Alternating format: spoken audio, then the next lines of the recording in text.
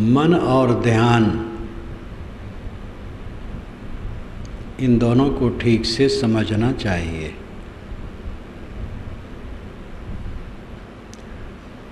मन है इसीलिए ध्यान करना है। मन न होता तो ध्यान करने की आवश्यकता न होती।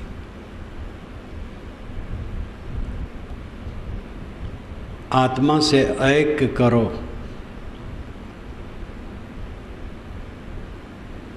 वेदांती जन प्रायः कहते हैं आत्मैक बोध बिना न मुक्ति।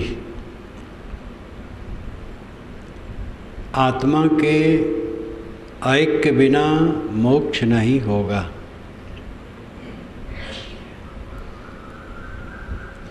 एक और ऐक्य में फर्क है। एक परनिष्ठित शुद्ध एक है ही, सबका अपना आत्मा उसके लिए एक है। मेरा आत्मा और मैं दो थोड़े हूँ, एक है। तो ऐक्य करने की क्या ज़रूरत है? क्योंकि मन है, मन बाहर लगा है। इसलिए आत्मा में जोड़ना ऐक्य करना है। ऐक्य का अर्थ होता है एक पना, एकता का भाव, एक में समाहित हो जाना ऐक्य है। और एक है, परनिष्ठित है, शुद्ध है, एक है, करना कराना कुछ भी नहीं है। इस प्रकार एक और ऐक्य में फर्क होता है। एक है ही, मेरा अपना आत्मा और मैं एक ही हूँ। ऐक्य करना क्या है? लेकिन मन है, इसलिए ऐक्य करना है, एक पना करना है। हरदम मन को आत्मा में जोड़ना है, तब काम बनेगा। खाली जान लेने से नहीं होगा। पढ़ना गुनना चातुरी औरो बात सहल, काम दहन मन बस करन गगन चढ़न मुश्किल। पढ़ना गुनना और बात सब बहुत सरल है, लेकिन काम दहन मन बस करन, वासनाओं का क्षय करना और मन को वश में करना, ये आकाश पर चढ़ने के समान कठिन है। तो साहब कठिन नहीं बताते हैं कि कठिन मान के कमर पकड़ करके बैठ जाओ। ये बताते हैं कि बाहरी बातों में तो आदमी स्वाभाविक फिसलता रहता है। ये काम करना कठिन है। ध्यान दे, सरल है। दुनिया में एक ही काम सरल है, मन को वश में करना, और कुछ सरल नहीं। सरल क्या, संभव ही नहीं है। एक होता है सरल, एक होता है कठिन, एक होता है असंभव। लेकिन और चीज़ों पर सुवस्था प्राप्त करना कठिन ही नहीं है, असंभव है। जैसे जवानी, जवानी को स्थिर करना ये कठिन ही नहीं है, असंभव है। प्राणियों पर अपनी पूरी सुवस्था करना ये कठिन ही नहीं है, असंभव है। ऐसे आप कुछ भी गिन डालें, चारों तरफ की चीज़ें, कुछ समय के लिए चीज़ें अपने अधीन होती हैं थोड़ी मोड़ी, और फिर वो बिगड़ जाती हैं। दुनिया की वस्तुओं पर सुवस्था प्राप्त करना कठिन ही नहीं है, असंभव है। और मन पर सुवस्था प्राप्त करना संभव है। कठिन इसलिए लगता है क्योंकि खराब आदत है। आदत सुधार ले और एकजुट से लग जाए, बहुत संभव है, बहुत सरल है। पूरी तरह से लगना चाहिए, जी जान से। जो एकदम लग जाएगा कैसे नहीं होगा। मन को शुद्ध करना बहुत सरल है। ये आपा को डाल दे, दया करे सबको। अहंकार छोड़ दो, सब तुम्हारे ऊपर दया करेंगे। सारे संसार के लोगों का अनुग्रह, कृपा, करुणा मेरे ऊपर है। मेरी अपनी कृपा अपने ऊपर जब तक न होगी काम न बनेगा। अपने को संभालना है, अपने को जगह लेना है। मन है इसलिए ध्यान है, मन है इसलिए एक करना है। एक है ही, एक करना नहीं। लेकिन मन है इसलिए एक करना है, एक पना लाना है। बारंबार आत्मा में मन को लगाना है। लगाते लगाते तब मन आत्मलीन होगा। सहज सरल सब समय आत्माराम, आत्मतृप्त, आत्मसंतुष्ट, कृत ये करते करते होगा। मन और ध्यान, मन है वो बाहर लगा है, बाहर से लौटा करके अंतर्मुख करना है। परांच खान वितृणत स्वयंभू तस्मात् परांग पश्यति नान्तरात्मन कश्चित् धीरः प्रतिज्ञात्मानमैक्षतावृत्ति चक्षु अमृतत्वमिच्छन्। परांच खान वितृणत स्वयंभू, स्वयंभू ने, प्रकृति के विधान ने परांच खान वितृणत, परांच बाहर, खान छेद, इंद्रियां, वितृणत फोड़ा है। प्रकृति के विधान ने हमारे शरीर में इंद्रियों को फोड़ फोड़ करके बाहर निकाला है। बाहर न निकालता तो बाहर का ज्ञान कैसे होता है, व्यवहार कैसे चलता है? आंखें बाहर देखती हैं, कान बाहर सुनते हैं, नाक बाहर सूंघती है, जीभ बाहर चखती है, त्वचा बाहर छूती है। इसलिए मन भी बाहर सोचता है और इसके हुए बिना व्यवहार संपादित हो ही नहीं सकता है। और इसी में जंजाल बनता है। संकल्पन स्पर्शन दृष्टि मोह ही। विषयों का संकल्प होता है, देख करके मोह होता है, स्पर्श करके और विकार बढ़ता है। बस सारा प्रपंच ऊपर आ करके ढक लेता है। ये खजाना ऐसा है कि खोल करके चौराहे पर रख करके रक्षा करना है। एक खजाना ऐसा हो जो मजबूत किला के अंदर हो और फाटक बंद हो और बंदूक ले करके पहरा देना हो। बहुत सरल है।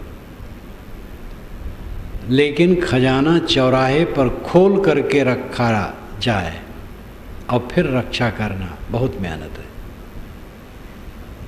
ये आत्मिक खजाना ऐसे चौराहे पर खोल करके रख करके इसकी रक्षा करनी है।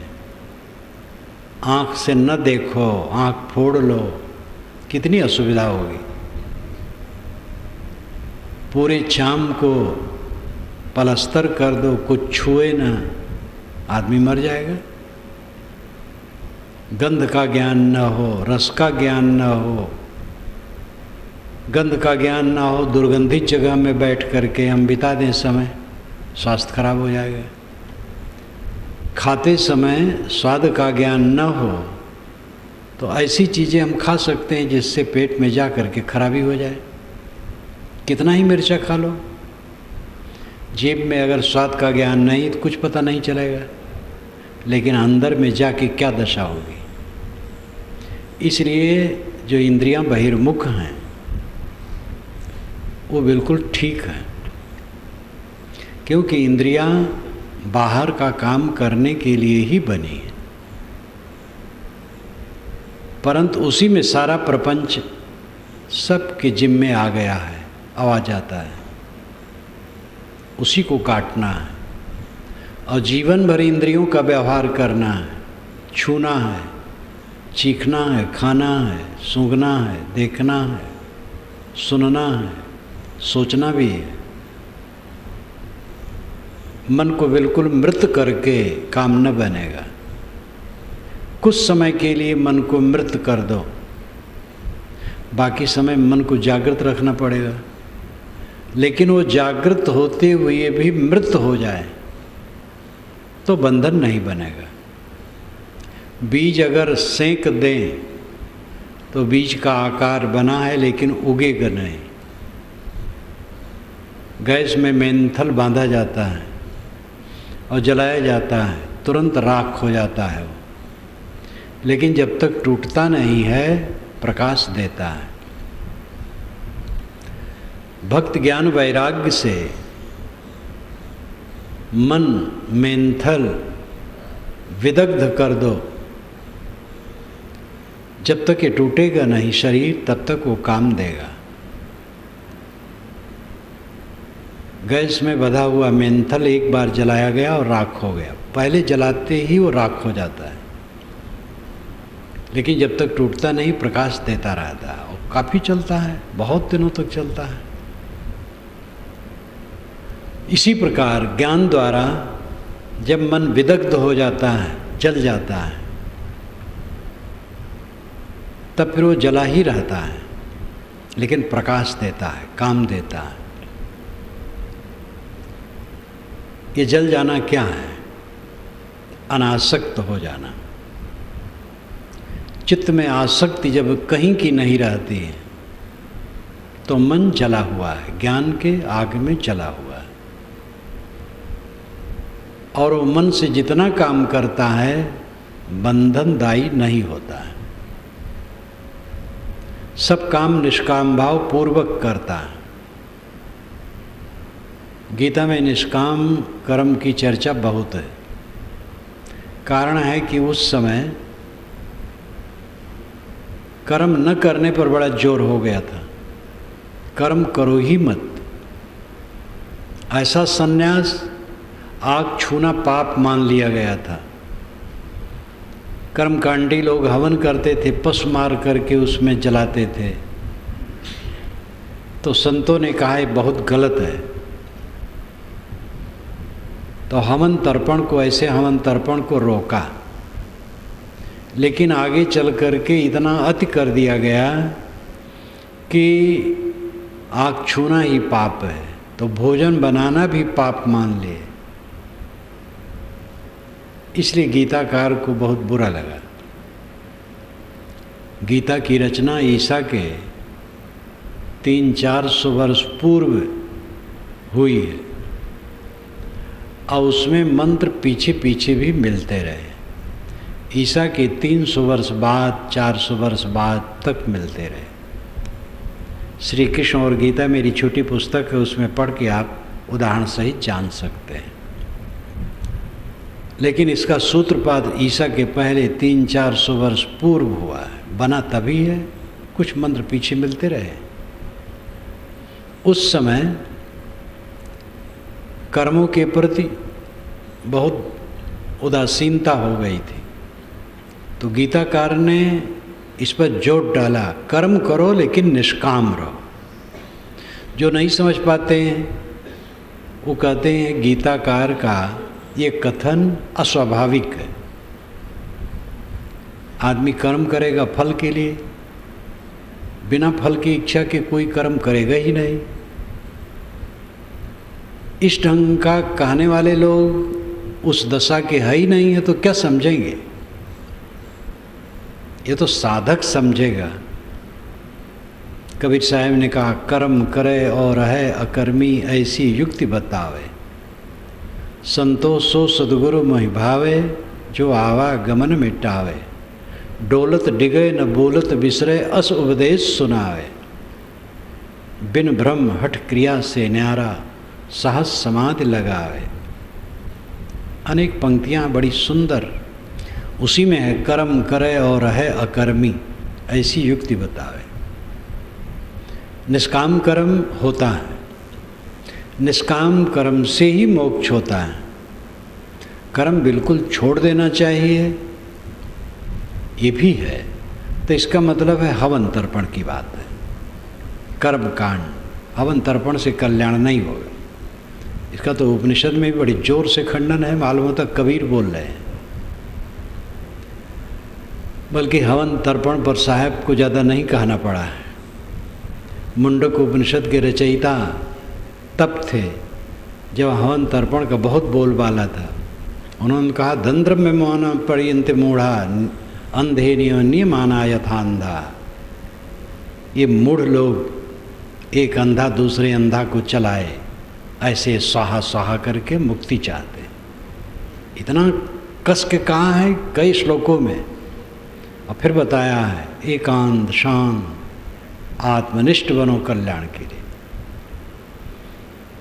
तो वर्तमान में जो गड़बड़ियाँ होती थी विचारक उस पर तर्क करते थे। कबीरी भाषा अपने अपने ढंग से सब जमाने में रही है। आमूल चूल कबीरी भाषा कबीर की है, जिसमें कोई अंश नहीं है मुलाहिजा, लेकिन कबीरी भाषा सब समय रही खरी भाषा। निष्काम कर्म तब होता है जब मन दुनिया के भोग को नहीं चाहता है, पद नहीं चाहता है, प्रतिष्ठा नहीं चाहता है, प्रभुता नहीं चाहता है, क्योंकि सब क्षणिक है। और इन्हीं में उलझ उलझ करके हम सदा दुखी रहे। गुरु आई और मान बढ़ाई, रिद्ध सिद्ध सब जात नसाई,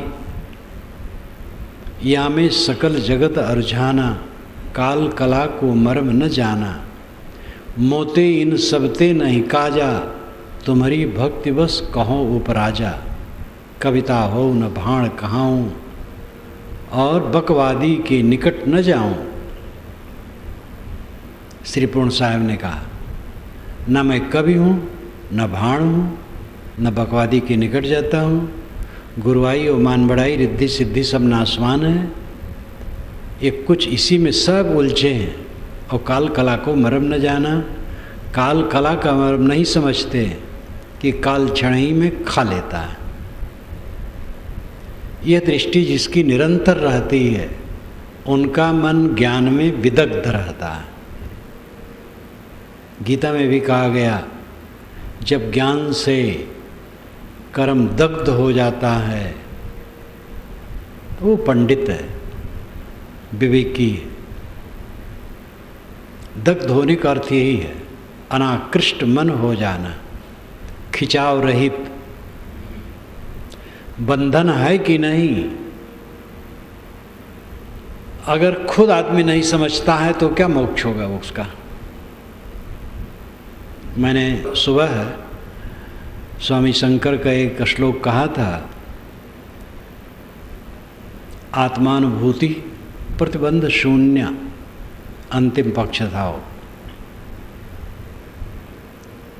आत्मा को प्रतिबंध शून्य स्थित का अनुभव होता है, अथवा अपने आप में साधक को प्रतिबंध शून्य स्थित का अनुभव होता है जब वो दशा आती है।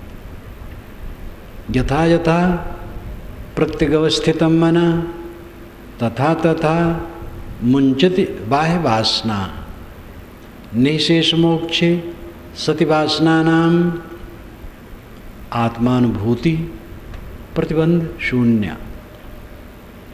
जैसे जैसे मन अंतर्मुख होता जाता है वैसे वैसे बाहर का राग बंधन संस्कार कटता जाता है। और सब प्रकार का संस्कार जब बाहर का कट जाता है, सारी लालच खत्म हो जाती है। सरल भाषा में कहें तो आत्मानुभूति प्रतिबंध शून्य, अपने आप में प्रतिबंध शून्य स्थित का अनुभव होता है। लगता है कि मेरा मन कहीं खिंच नहीं रहा। इस संबंध में मैं एक संत की याद करता हूँ, सुल्तानपुर ज़िले में था। 40 वर्ष पुरानी घटना होगी। उनकी उम्र ज़्यादा थी, मिलते थे समय समय से, अच्छे थे। उनसे मैंने कहा साहब ठीक ठाक साधना चलती है? तो उन्होंने चेहरा विकृत करके कहा, क्या कहूँ, सब तरफ से घृणा नहीं होती। ये बात उनकी मुझे याद हो जाती है इस समय से। उनके मन का क्लेश था ये, क्या कहूँ, सब तरफ से घृणा नहीं होती। घृणा का अर्थ ये नहीं है कि लोगों से घृणा, भोगों के लिए घृणा, लालच नहीं छूटता है। एक लालच छूट जाए बस मोक्ष है सब समय। सरल भाषा में, लालची न रहो बस मुक्त। बाहर की चमक दमक देख करके कल्पना में मन डूबने लगता है और बेढंगी बेढंगी बातें सोचने लगता है। ये मन को ही रगड़ना है। कुंभ ही बाधा जल रहे, जल बिन कुंभ न होए।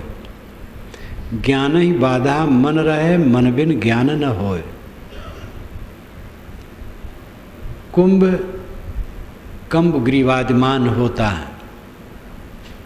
कंबु पेट, ग्रीवा गला, ये दो धड़ उसमें होते हैं। कुम्हार दोनों को अलग अलग बनाता है और फिर एक में जोड़ देता है।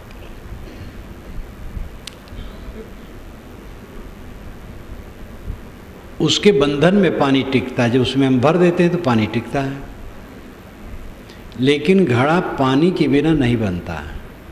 पानी मिट्टी में डाल करके साना जाता है, गूंदा जाता है, मिट्टी की एक अवस्था हो जाती है जब, तब उससे घड़ा बनाया जाता है। इसी प्रकार ज्ञान ही बाधा मन रहे, ज्ञान के बंधन में ही मन ठीक दशा में रहता है, लेकिन मन बिन ज्ञान न होए। मन के बिना ज्ञान नहीं होता है। ये बिल्कुल साफ है। गाढ़ी नींद में मन बीज रूप में चला जाता है तो वहाँ कोई ज्ञान नहीं होता है। जैसे नींद खुली वृत्त रूप में आ जाता है तब ज्ञान होता है। इसमें भी शंका हो सकती है, तब तो आत्मा ज्ञान स्वरूप न ठहरा, औपाधिक ज्ञान है। फिर मन द्वारा, मन उपाधि से ज्ञान हुआ, औपाधिक ज्ञान हुआ, स्वतः ज्ञान न हुआ।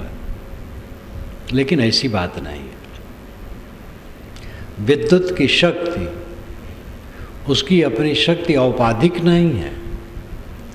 किसी विशेष अवस्था में उसकी शक्ति नहीं है, किंतु स्वतः है सब समय। किंतु बल्ब से, राड से, पंखे से, मशीन से जब संपर्क करता है तो अपनी शक्ति प्रदर्शित करता है, और अगर इनसे संपर्क न करे तो अपनी शक्ति प्रदर्शित नहीं करता। लेकिन शक्ति उसकी अपने में स्वतः है, औपाधिक नहीं है। औपाधिक का मतलब उपाधि संबंधी। उपाधि का अर्थ है विशेष अवस्था। जैसे एक सभा में किसी को अध्यक्ष चुन लिया जाए, 3 घंटे सभा चली, उसको अध्यक्ष कहा जाता है, और सभा खत्म हुई, उसको कोई अध्यक्ष नहीं कहता, तो उसकी अध्यक्षता औपाधिक है, उपाधि भेद से, विशेष अवस्था में। ज्ञान आत्मा का औपाधिक नहीं है, स्वतः है, अनादि निहित है, आत्मा में स्वतः है। लेकिन सबकी कारण कार्य व्यवस्था होती है तो वो काम होता है। आग में ज्वलन शक्ति है, लेकिन तृण उसके ऊपर पड़े तब वो जलावे, तृण नहीं पड़े तो किसको जलावे? मन इंद्रिय अंतःकरण द्वारा ज्ञान उद्भासित होता है बाहर, और वो आत्मा का गुण है। मन के द्वारा ही वृत्ति हो बनती है, और वृत्त से ही हम संसार को जानते हैं। वृत्त का मतलब होता है लपेट, घेरा। जैसे पानी में आपने पत्थर फेंक दिया तो वहाँ का पानी दब गया और पानी का अगला हिस्सा उठ गया, लेकिन उठा और फिर गिर गया तो अगला हिस्सा उठ गया। तो इस प्रकार एक लहर पैदा हो गई। यहाँ का पानी दूसरी छोर पर नहीं गया, पानी उठा गिरा और एक लहर बन गई। वो लहर वृत्ति, वृत्त, घेरा, लपेट। ऐसे मन में बैठे हैं आप, ख्याल आ गया अपने खेत का। किसान को अपने खेत की याद आती है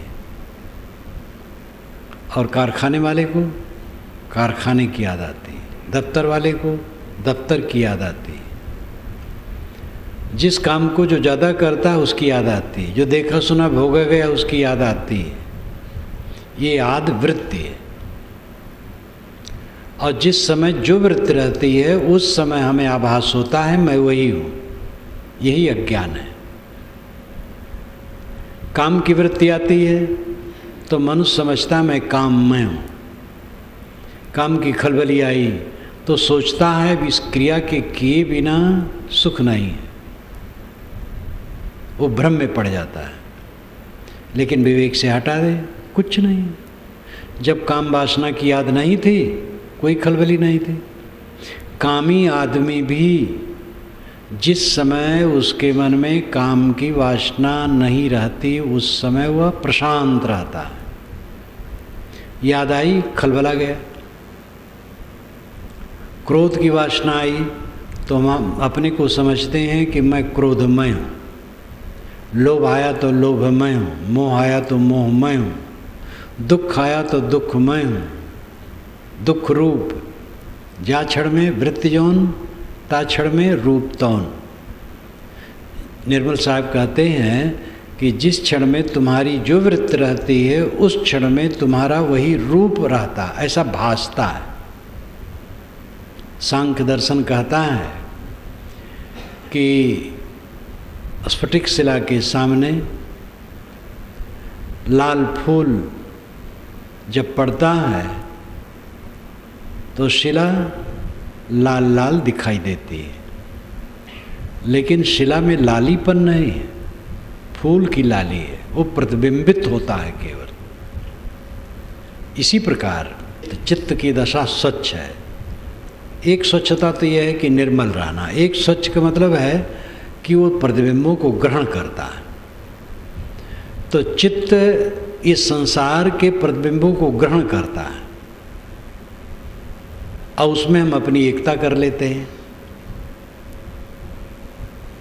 इसलिए चित्त से संसार ग्रहण होता है और संसार ग्रहण होने से उसका कूड़ा कबाड़ आता है। बोध न होने से, कच्चा मन होने से पीड़ा शुरू होती है। मान्यताएं उसमें अनेक प्रकार के बना लेते हैं। ये घट गया, ये वैसा नहीं रहा, पहले जैसा नहीं रहा। मेरा शरीर, मेरी जवानी में आप देखते सीख मार दो तो खून निकल आवे। क्या कहूँ, अब तो बूढ़ा हो गया हूँ, अब रो रहे हैं। शरीर गलने वाली चीज़ें हैं। शरीर गले और मन गले, मोह गले। शरीर को प्रकृति पकाती है, मन को प्रकृति नहीं पकाती है।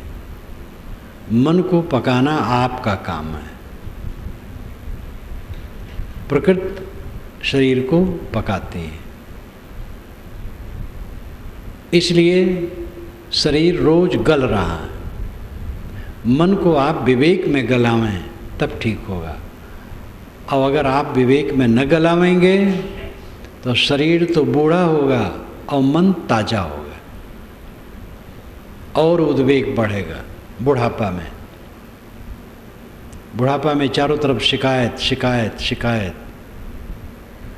पाचन शक्ति घट गई, अब खाने में भी उतनी रुचि नहीं लगती है, पचता ठीक से नहीं है, स्वाद की वो शक्ति नहीं रह गई। जीभ में स्वाद ग्रहण करने की क्षमता जो बचपना में होती है अद्भुत होती है, धीरे धीरे वो घटती है, बुढ़ापा में काफ़ी घट जाती है। कितने बूढ़े कहते हैं कि भोजन में तो स्वाद ही नहीं आता है, क्या बनाती है बहू। बहू ठीक बनाती है, आप अपनी जीभ पर ध्यान दीजिए। बूढ़े की जीभ है, उन स्नायुओं में वो शक्ति नहीं रह गई है। मुझे स्वयं ख्याल है बचपन में गुड़ का एक टुकड़ा मिले तो अमृत, आवाज़ बर्फी भी अमृत नहीं लगती, सहज लगती। केवल ज्ञान से नहीं, ज्ञान से तो अलग बात है, स्वभाव से भी सारी इंद्रियां शिथिल होती हैं, मलिकाना खत्म होता है बूढ़ों का। ऐसा लगता है कि लड़के बच्चे सब मनमानी हो गए, काम करने का ढंग पहले वाला आज में अंतर हो जाता है। जवान बच्चे अपने ढंग से काम करना चाहते हैं, अपने ढंग से वो रहना चाहते हैं, अपने ढंग से जीना चाहते हैं। बूढ़ा आदमी खाँव खाँव करता है, शिकायत करता है। तो जितना बुढ़ापा आएगा उतना दुख बढ़ेगा अगर मन को गलाते नहीं है विवेक में। तो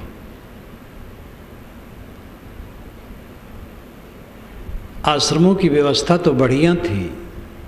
ऋषियों ने कहा था कि अंतिम में साधना में लग जाओ। 50 वर्ष में ही वानप्रस्थी होने के लिए कहा था। वानप्रस्थी का मतलब है कि गृहस्थी का कारोबार छोड़ करके ब्रह्मचर्य पालन करो, तप से रहो और बच्चों को निर्देश कर दो, अपना साधना में रहो और लोक मंगल का काम करो, सेवा का काम करो और साधना का काम करो।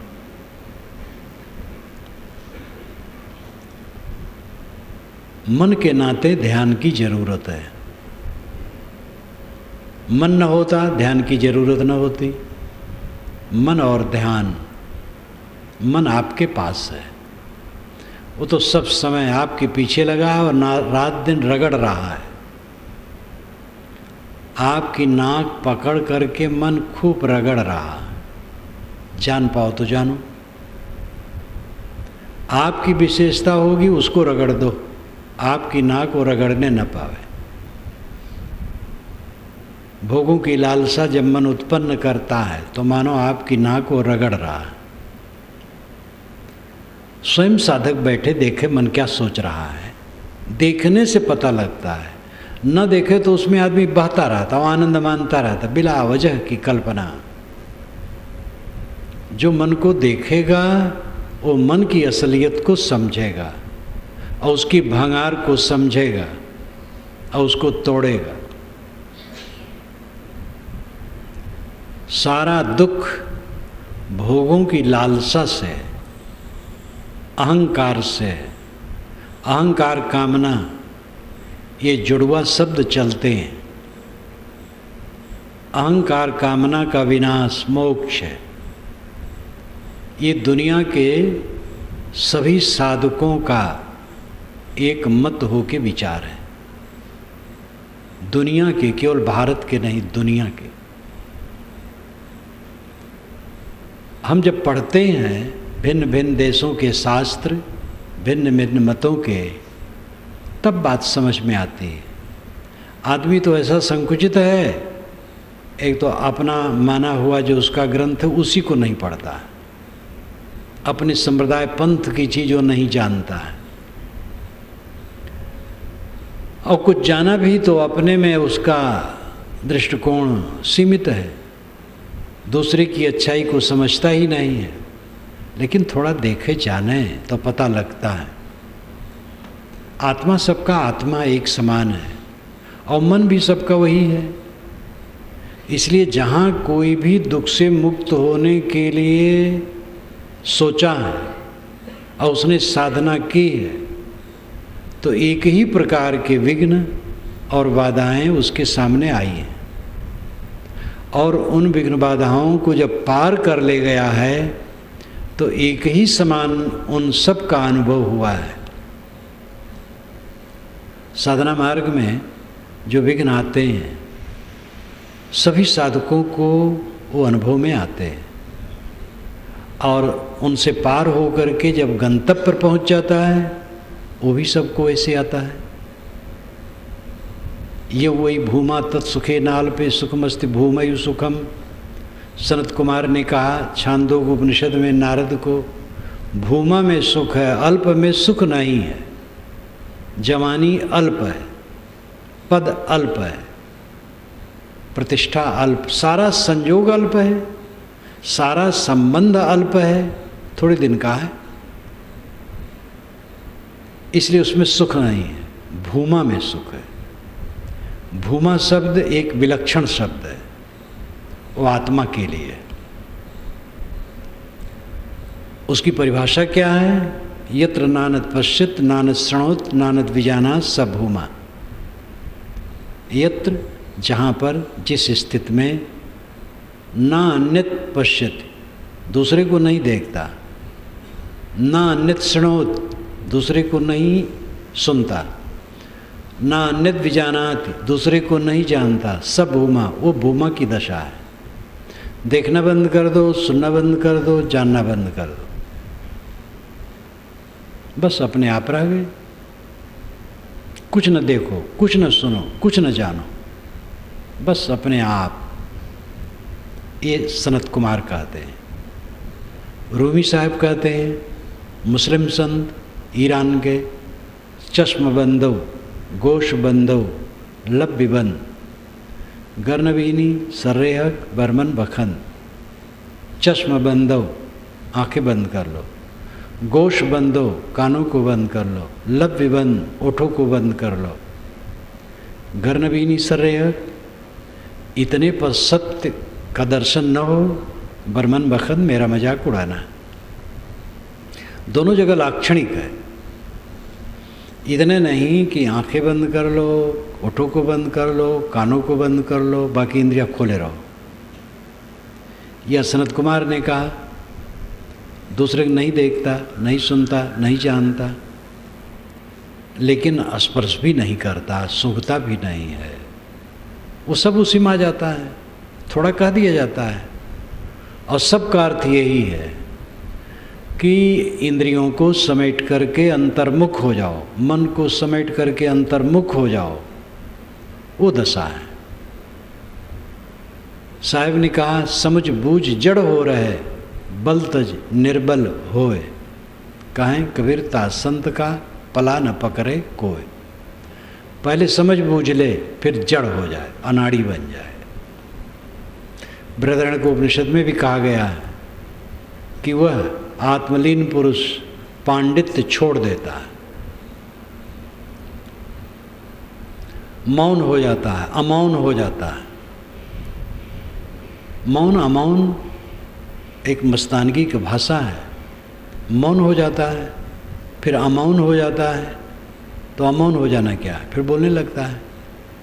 अर्थ यह है कि वाक्य संयमी हो जाता है, उदास हो जाता है विषयों से, पांडित्य छोड़ देता है, पांडित्य की वहाँ आवश्यकता नहीं। यही समझ बूझ करके जड़ होना है। समझ बूझ जड़ हो रहा है। ऐसे जड़ होने के लिए साहब नहीं, जड़ नामानाड़ी, अज्ञानी, मूर्ख। तो ऐसे मूर्ख बनो तो मूर्खे रहोगे। जान समझ लो आप कौन है, बंधन क्या है, कैसे कटता है, उसको काट डालो, फिर अनाड़ी बन जाओ। चिक चिक मत करो, सबको समझाने के चक्कर में न पड़ो। जिनको समझना होगा समझेंगे, किसी के पीछे न पड़ो। समझ बूझ जड़ हो रहा है, बल तज निर्बल होए। सारा बल छोड़ करके निर्बल बन जाए। जितना भी बल है, धन बल, जन बल, स्वामित्व बल, शासन बल, विद्या बल, बुद्धि बल, ज्ञान बल, सभी बल का अहंकार छोड़ दे। आप जानते हैं सभी बल खत्म हो जाने वाले हैं। शरीर रहते रहते विस्मृत हो जाए तो ज्ञान गया।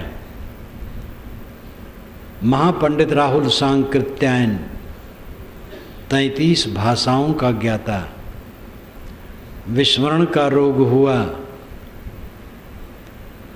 दिल्ली में कांपते हुए अपने मित्र का हाथ पकड़ करके उसने कहा, क्या मैं पढ़ा लिखा आदमी हूँ? भिक्षुधर्म रक्षित बौद्ध मत के एक महान विद्वान और लेखक सारनाथ में मुझसे कहे थे कि अगर वो जी जाते तो फिर से उनको अक्षर का ज्ञान कराना पड़ता, ऐसी दशा हो गई थी, लेकिन मर गए। सारा ज्ञान जड़धारित है, बाह्य ज्ञान जड़धारित, बुद्धि मस्तिष्क विकृति आ जाए सब खराब हो जाएगा। बल 2-4 टट्टी हो जाती है, आदमी कमज़ोर हो जाता है कुछ समय के लिए। जीभ में विकृति आ जाए, बोल नहीं सकते हैं, कान में विकृति आ जाए, सुन नहीं सकते हैं, सब कुछ बिगड़ा हुआ है। किस चीज़ का घमंड है? कौन सी वस्तु स्थिर है? इसलिए बल तज निर्बल होए, कहें कबीरता संत का पला न पकड़े कोई। ऐसे संत का कोई पल्ला नहीं पकड़ सकता।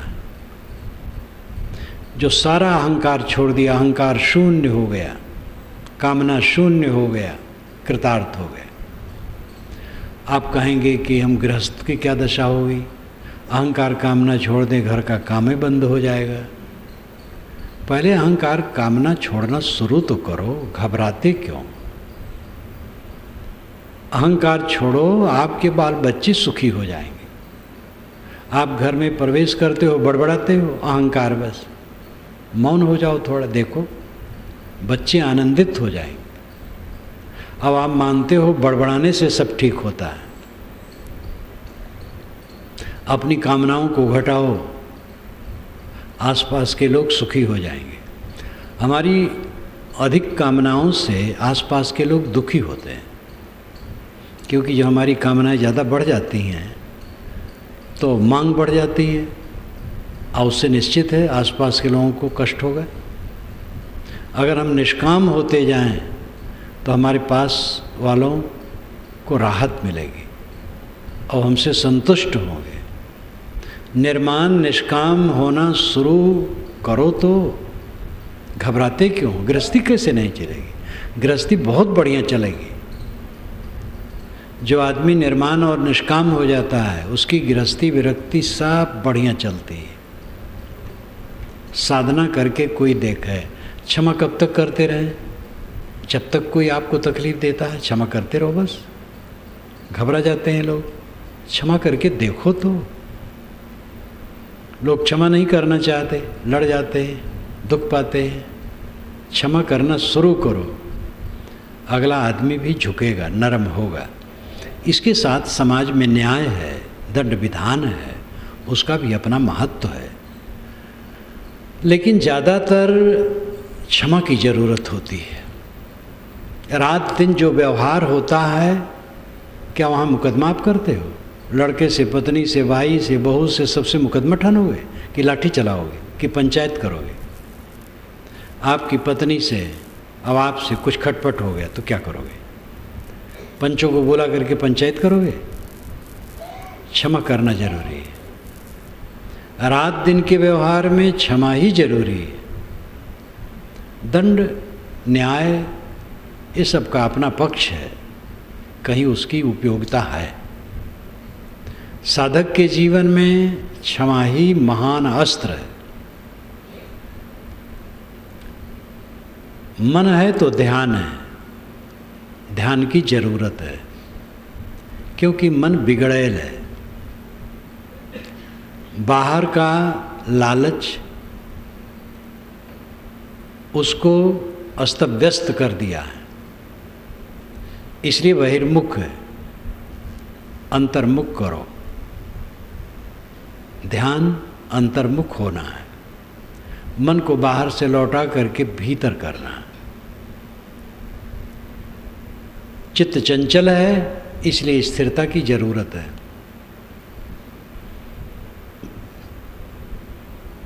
मन मुख्य है। मन दुख देता है, मन सुख देता है, मन बंधन देता है, मन मोक्ष देता है, मन पीड़ा पैदा करता है और मन आनंद की लहर पैदा करता है। केवल मन ठीक कर लेने पर सारी व्यवस्था हो जाती है। जिसका मन निर्मल है कभी उसको पीड़ा की बात है ही नहीं। और कितना सुवस रास्ता है। और सुवस रास्ता है, क्या कोई अपनी पत्नी को अपनी उंगली पर नचा पाया है? और ये देवियां अपने पति को कितना तक अगला नाचेगा? लड़का आपका कहा कितना मानेगा? पड़ोसी आपका शरीर आपकी इच्छा अनुसार कैसे जवान बना रहेगा? सब कुछ तो विवश है। मन को सुवस करना बहुत सरल है। अपना अहंकार छोड़ो, कामना छोड़ो, सरल बनो। मन धीरे धीरे सुवस होगा। अब ऐसा सुवस होगा कहीं नहीं जाएगा। जो मन एक क्षण नहीं रुकता है वही मन मुर्दा होकर के आपके पीछे लगा रहेगा। जब आप चाहो तो बहिर्मुख हो, नहीं तो बहिर्मुख नहीं होगा। करके देखो, करने से होगा। लोग कहते हैं कि क्या करें, समय बहुत बीत गया, अब जान पाए। अब जान पाए, डट के लग जाओ, सब ठीक हो जाएगा। कोई बचपन से लगाव ढील ढाल है, कहीं का नहीं रहेगा। कोई अधेड़पन में लगे और जम के लग जाए, पूरा काम कर सकता है। जोर देने की ज़रूरत है। इस पर तो उदाहरण मुझे श्री काशी साहब का ख्याल में आता है। महाराष्ट्र के थे श्री काशी साहब, हमारे सिद्धांत के एक महान रत्न है, जिन्होंने पारक सिद्धांत को व्यवस्था दी है।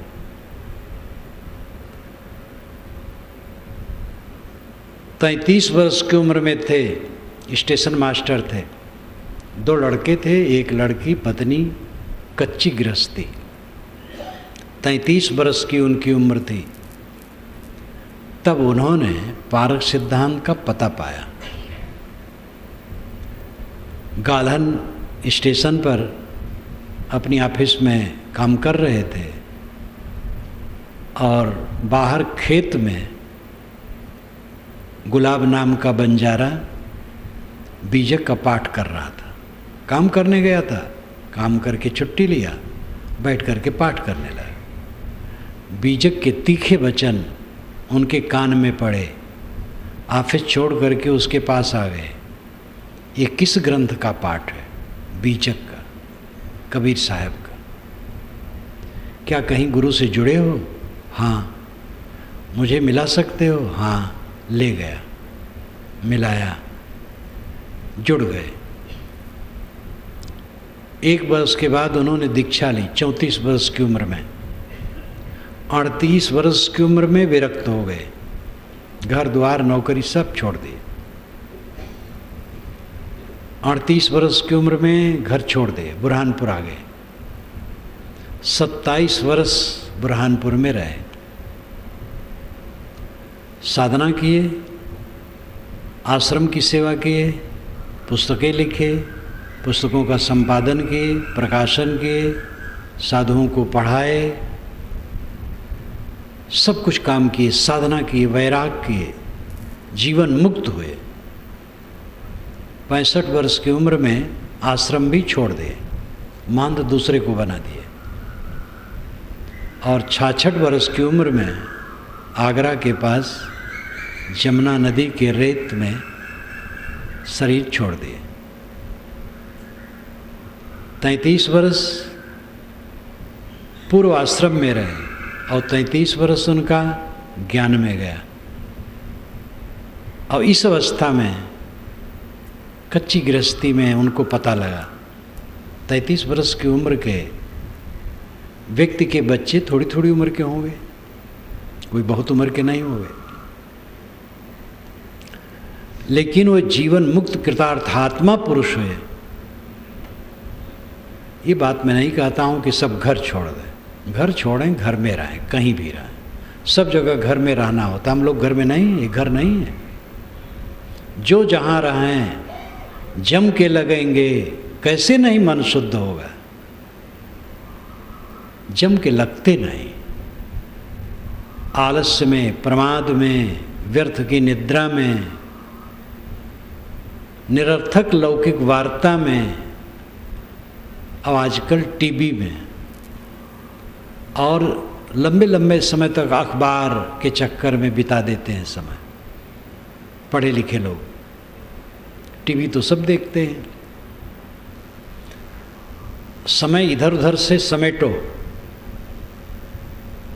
अकेले में बैठो, काम धाम आप अपना करो, और बीच बीच में समय निकाल करके अकेले में बैठो, ज्ञान का ग्रंथ पढ़ो, चिंतन करो, ध्यान करो, मन को बाहर से लौटा करके अंतर्मुख करो। कैसे नहीं मन शुद्ध होगा? कैसे नहीं निर्मल होगा? कैसे नहीं एकाग्र होगा? जम के करो, तब होगा। ढीले ढाले मन से करते हो, आधी वर्दी इधर आधी वर्दी उधर, तो क्या खेत की जुताई होगी? आधा मन इधर आधा मन उधर, जम करके लगो। गृहस्थी में है, गृहस्थी काम करो, जो ड्यूटी है जम के करो, मेहनत से करो, और समय निकालो, साधना करो। देखोगे थोड़े दिन में मन चमक जाएगा, स्वस्थता आपको लगेगी, शांति लगेगी, तृप्ति लगेगी। साधु ही हो गए, वेश धर लिए, ढील ढाल हो गए। कितने लोगों की दशा होती है, जब घर से आते हैं बड़ा उत्साह रहता है, आने पर कुछ दिन में उत्साह उनका घट जाता है, और सामान्य सद्गुण में संतुष्ट हो जाते हैं। अब यहाँ आ गए तो झूठ क्यों बोलेंगे? काम भोग से अलग है, क्रोध करने की जरूरत नहीं, लोभ मोह स्थूल रूप में कुछ नहीं, साथ जीवन है, सद्गुण संपन्न है, बस उसी में विश्राम मान लिए। जब लगे कि अभी तो बीच में है, सद्गुण संपन्नता अंतिम मंजिल नहीं है, अंतिम मंजिल है आत्मरतता, स्वरूप स्थित चित्त का पूर्ण अंतर्मुख हो जाना, मन का आत्मलीन होना, ये गंतव्य है, ये मंजिल है, ये गोल है। और इसके लिए ठंडे हो गए तो साधु का काम कैसे होगा? जो साधु ठंडा हो जाएगा आगे चल करके कैसे काम कर पाएगा? इसलिए साधु गृहस्थ कोई भी हो, सब मनुष्य हैं। असावधानी करेंगे तो सबकी आध्यात्मिक उन्नति में रुकावट पड़ेगी। असावधानी, प्रमाद, प्रलोभन, ढील होने से सब होता है। विवेक, वैराग, ज्ञान से कसा रहा है मन। वैराग का मतलब आश्रम और कपड़े का परिवर्तन नहीं है। जिस आश्रम जिस कपड़े में जो हो वहीं उनको वैराग की जरूरत है। क्या साधु लोग संसार छोड़ेंगे, गृहस्थ लोग यहीं रहेंगे? इस संसार को छोड़ना है। इस तथ्य को समझ करके अपने मन को अनासक्त करना वैराग्य। ये किसके लिए है? सबके लिए, मानव मात्र के लिए। जो समझ पाए उसी के लिए, और जहाँ रहे वहाँ करे। इसलिए गृहस्थ हो, विरक्त हो, स्त्री हो, पुरुष हो, कोई हरेला न बने, हार न माने। सबके लिए पूरा अवसर है। मन और ध्यान, मन है तो ध्यान है, मन न होता ध्यान की जरूरत न होती।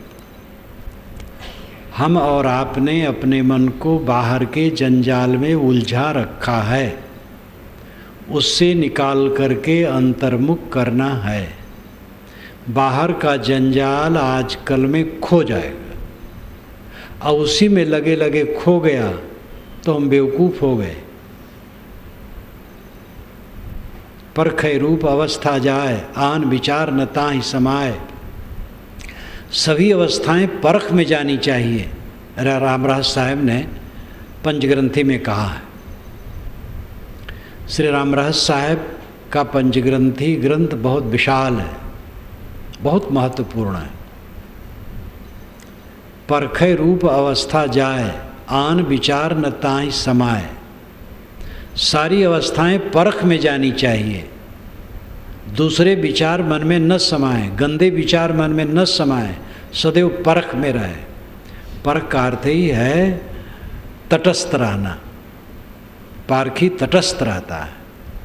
उदासीन वदासीनो गुणैरियो न विचार लेते, गुणा वर्तन्ते तेव यो अवतिष्ठित नेंगते। ये गीता का श्लोक है। उदासीन वदासीनो, उदासीनवत आसीनो, वह उदासीन के समान आसीन होता है, उदासीन के समान स्थित होता है। इसलिए गुणैरियो न विचार लेते, उसको गुण विचलित नहीं कर पाते, विषय विचलित नहीं कर पाते। विषयों को गुण भी कहा जाता है।